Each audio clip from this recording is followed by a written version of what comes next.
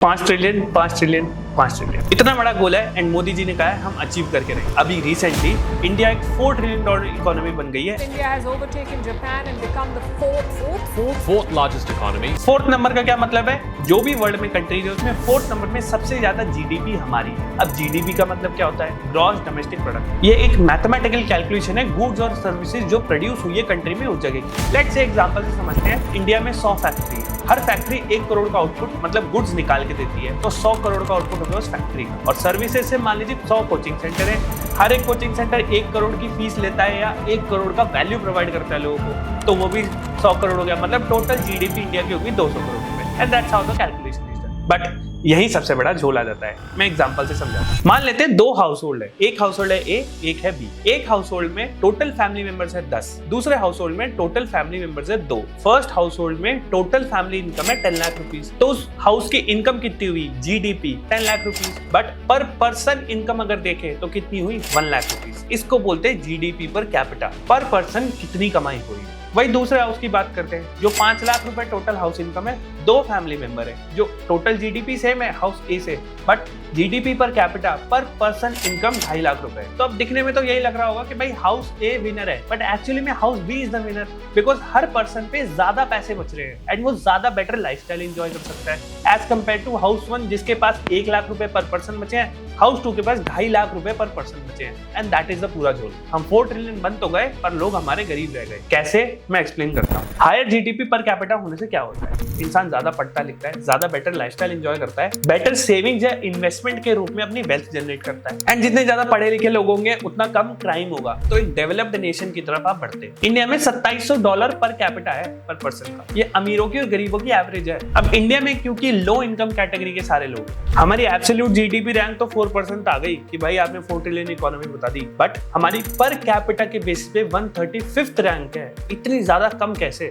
आइए समझते हैं। कमाई करने वाले लोग कम है, खाने वाले ज्यादा है। सिंपल सी बात। एक आदमी पे बहुत सारे लोग डिपेंडेंट है और जो लोग डिपेंडेंट है वो खुद की कमाई नहीं करते, या जो आदमी कमा रहा है वो ज्यादा नहीं कमा पा रहा। ये बात सही थी जब वीरदास ने बोली थी वी कम फ्रॉम 2 इंडियाज। एक वो इंडिया है जो हाई स्टार्टअप का एनवायरनमेंट है, पैसे उठा रहा है, बाली में ऑफसाइट्स कर रहा है, रिच लाइफस्टाइल का पार्ट है। और फिर एक दूसरा इंडिया है जो दिन के 400 रुपए के लिए भी परेशान होता रहता है, 8 घंटे 9 घंटे की नौकरी करता है एंड कभी कभी 10-10 दिन लेट भी पैसे मिलते हैं। ऐसे अपना घर चलाता है, टॉयलेट के लिए दूर चलना पड़ रहा है, पानी के लिए दूर चलना पड़ रहा है। ये इंडिया भी यहीं एग्जिस्ट करता है और एक्चुअली में आज के दिन में ये सिचुएशन ट्रू है एंड ये दूसरा इंडिया भी ट्रू है। ये भी साथ में पैरेलली चल रहा है। ये they never meet but they run parallelly. तो हमारे जो भी पॉलिटिकल लीडर्स है वो इस साइड पे रहते हैं, बड़े रिच लाइफस्टाइल को देखते हैं, समझते हैं ओहो प्रॉब्लम तो कोई है ही नहीं, और अगर लॉज बनाते हैं इस साइड के लिए बनाते तो है पर इस साइड को पता नहीं चलता। तो यही वाली साइड उन्हीं लॉज का मिसयूज करके इन लोगों को और नीचे कर देती है and that's how the game is. 150 crore में से बात करते हैं इंडिया स्टैंड का।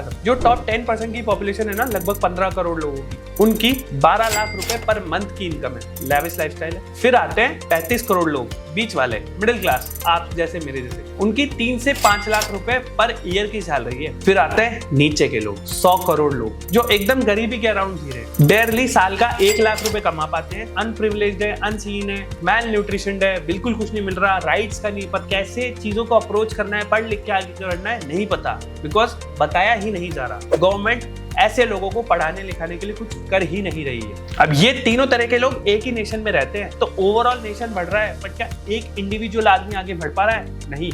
किसी भी रैंडम आदमी से पूछ लो, उसको उठा लो, क्या तू अमीर है? नहीं। पर यार हमारी कंट्री तो 4 ट्रिलियन इकोनॉमी की है, ऐसा कैसे? वो भाई साहब जिसकी 4 ट्रिलियन इकोनॉमी होनी थी उसकी बहुत सालों पहले ही हो गई थी, वो ही ग्रो कर रहा है और वो ही इंडिया को भी ग्रो कर रहा है। हमारा इससे कोई लेना देना नहीं है and that's the response you will get. ये रहा इंडिया का जीडीपी रैंक का चार्ट। आप देख सकते हो हर साल 2008 से लेके 25 तक क्या रैंक रही है। उसके बाद आप देखो ये जीडीपी पर कैपिटा, इंडिया की है $2700, चाइना की $13,700, यूएसए की $85,000 और जर्मनी की $53,000। इतना बड़ा बड़ा फर्क है भाई, लाखों करोड़ों का फर्क है। मतलब पूरी इकोनॉमी उनकी भी ग्रो कर रही है पर हर सिटीजन भी ग्रो कर रहा है। यहाँ पूरी इकोनॉमी ग्रो करी पर हर सिटीजन ग्रो नहीं कर रहा। एक फन फैक्ट बताता हूँ, जो मैंने टॉप 10% लोगों की अभी बात करी थी, अगर उनकी मैं इनकम हटा दूं इस $2700 पर कैपिटा इनकम से, मतलब 2 हिस्सों में काट दो इंडिया को, जिसमें जो अमीर लोग हैं वो अलग हो जाओ, जो मिडिल क्लास और गरीब लोग हैं उनकी अगर जीडीपी पर कैपिटा निकालोगे तो आप $1200 से भी कमाएंगे। टॉप 10% लोग ही ले दे के उसको $2700 तक लाए हैं। हालत तो और ज्यादा खराब है भाई। आप उनकी हटा दोगे ना तब आपको रियल इंडिया की पता चलेगी। मेजॉरिटी ऑफ द इंडिया ऐसा ही है। That is why I am saying real India. अब इसको सॉल्व करने के लिए हम क्या कर सकते हैं? कुछ चीजें हैं जिसमें हम डिपेंडेंसी कम कर सकते हैं। लेट्स से एग्रीकल्चर की डिपेंडेंसी। इंडिया की 50% पॉपुलेशन एग्रीकल्चर पे डिपेंडेंट है। हालांकि काम इतने लोगों का ना हो, लेट्स से एग्जांपल 8 लोग हैं एक फैमिली में, सारे के सारे खेती कर रहे हैं, काम 2 लोगों का ही है, बट 6 लोग लगे हुए हैं फिर भी, क्योंकि कुछ पता ही नहीं है बाहर कहाँ जाएंगे, पैसे ही नहीं है, खुद का उगाते हैं खुद का खाते हैं, बाहर जाने के लिए पैसे कहाँ हैं? बैंक लोन देगा नहीं, लोन देगा तो जमीन पे देगा, एंड पापा को भरोसा नहीं है भाई, 6 को कैसे बढ़ाएगा? एग्रीकल्चर पे डिपेंडेंसी 50% है, बट जीडीपी के अंदर कंट्रीब्यूशन 15 से 18% ही है। ये तो अन्याय वाली बात हो गई। डेवलप कंट्रीज में यूएसए में 1.5% है, फ्रांस में 3%, जापान में 2%। अब टूरिज्म भी हो सकता है। इंडिया में टूरिज्म ग्रोथ सेक्टर 6-7% का ही है, वो भी डोमेस्टिक ही है सारा, बाहर के लोग ही कमा रहे हैं, बिकॉज हम इतना हैबिटेबल बना ही नहीं पा रहे हैं। हम अच्छी बिल्डिंग्स बना देते हैं, अच्छे रोड बना देते हैं, स्टैच्यू ऑफ यूनिटी बना देते हैं, हजारों करोड़ टैक्स पेयर्स का मनी लुटा देते हैं, बट हम लोगों के अंदर सिविक सेंस नहीं डालते, हम लोगों को पढ़ाते लिखाते नहीं है, हम लोगों में अवेयरनेस नहीं जगाते कि भाई ऐसे मत करा करो इन लोगों के साथ। जो फॉरेनर्स आते हैं उनको रिस्पेक्ट से ट्रीट करो, बिकॉज वो वापस भी तभी आएंगे और आपका फायदा भी तभी होगा। मैं बाहर की बात नहीं करता, नॉर्थ इंडियन साउथ इंडिया में जाता है, वहां पे सीधा सीधा बोला हुआ है भाई हमारी लैंग्वेज सीख लो नहीं तो भाग जाओ यहाँ से। अगर सब लोगों को तुमने भगा दिया तो बड़ी बड़ी कंपनीज, उनकी कॉन्ट्रैक्ट्स और जो रेंट एंड इनकम आ रही है वो भी चली जाएगी। तो किसी को वेलकम करना बढ़िया है या अपने ट्रेडिशन उनमें थोपना बढ़िया है? जो टूरिज्म की मैं बात कर रहा हूँ, अगर ग्लोबल एवरेज देखें थाईलैंड और यूएई का 15 से 20% कॉन्ट्रीब्यूशन है टूरिज्म का, वो भी ग्लोबल। बाहर के लोग आ रहे हैं, अपने तो 7% है इंडिया का, इंडिया में बाहर के तो इतने लोग आते ही नहीं है। इंडिया में कल्चर, हेरिटेज और स्पिरिचुअलिटी वगैरह सब कुछ है, बट वही बात ये उसको एग्जीक्यूशन करने वाले लोग अच्छे नहीं है। It's not attractive enough to call them again. Dubai आप 20 बार जाए होगे, बट इंडिया कोई फॉरेनर एक बार ही जाएगा। अगर अच्छा एक्सपीरियंस रहा तो वापस जरूर आएगा, but there are less chances अच्छा एक्सपीरियंसेस हो, बिकॉज लोगों का तो घूरने से मन नहीं पड़ता, एंड फिर टूरिस्ट प्राइसेस अलग होती है। हम हाई वैल्यू जॉब्स की बात करते हैं। इंडिया में आईटी और सर्विसेज ग्रो कर रहे हैं, बट क्या मैन्युफैक्चरिंग जॉब्स ग्रो कर रही है? मैन्युफैक्चरिंग कंपनीज ग्रो कर रही है क्या?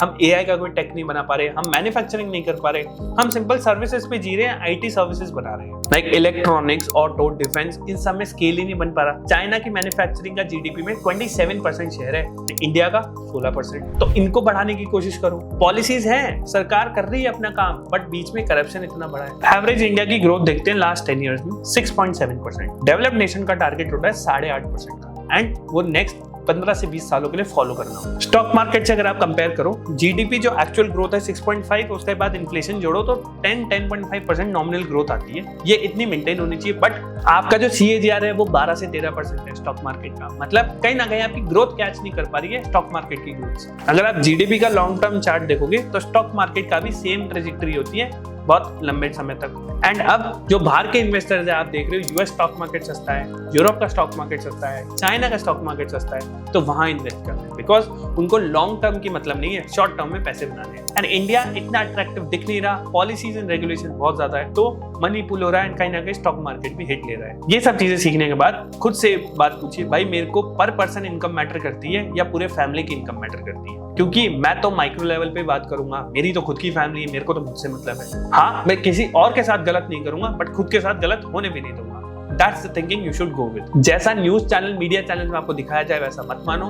Quite a chance कि something which sounds too good to be true is actually very imperfect. India इतना बड़ा है नहीं जितना दिखाया जाता है। ग्राउंड प्रैक्टिकलिटी बहुत नीचे है, हम कहीं ना कहीं लैग कर रहे हैं बहुत सी चीजों में। It should be taken with a pinch of salt, no disrespect to anyone.